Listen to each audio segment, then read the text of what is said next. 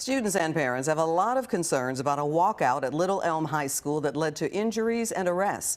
Today, the superintendent told us he is ready to listen to those concerns. Good evening. I'm Clarice Tinsley. First at 5:30, the entire Little Elm community is invited to what's being called a listening session tonight. Some parents question whether officers overreacted when a student walkout November 19th turned chaotic.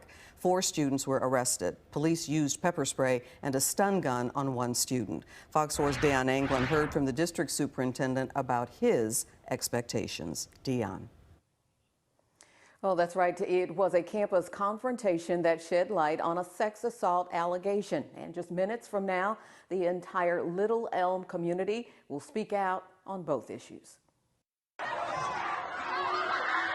An aggressive police response to a student protest at Little Elm High. What happened that day, no one wishes that took place. Has led to the district inviting the community to air out their concerns and frustration. It will go as long as need to be. You know, we're going to let everyone talk. The superintendent shared a glimpse of what's planned for Tuesday evening.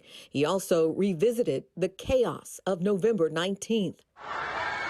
When a student walkout in response to the district's handling of an alleged sexual assault involving a student turned violent. Cell phone recordings show a police officer using pepper spray and a stun gun on a student when officials say the student charged the officer. We blurred the video to avoid showing student faces. The peaceful protest turned melee ended with 4 students arrested and an officer taken to the hospital. I do know the police department, they're even doing an independent review of force and how force is used. But I'll tell you, our primary goal here in the district and districts across Texas, student safety always comes first. The superintendent promises a thorough review of the alleged sex assault and the formation of a committee to examine school policy regarding accusations of sexual assault and harassment.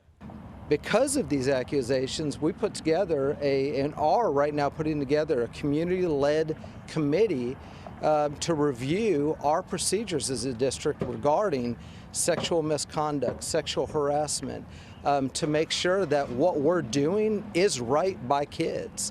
Tonight's listening session is on the heels of even more protesting Monday by students, some of whom say their concerns continue to fall on deaf ears. And yesterday we had a small group of students that walked out, about 50 students. I spent about 2 hours out there with them, listening directly to that group of students, listening to their concerns. We had the mayor that joined us. What's important about tonight, about listening, it's not just listening, but taking those ideas, taking the comments, and putting a plan in place. Now, the district's listening session in the Little Elm High School auditorium gets underway at 6.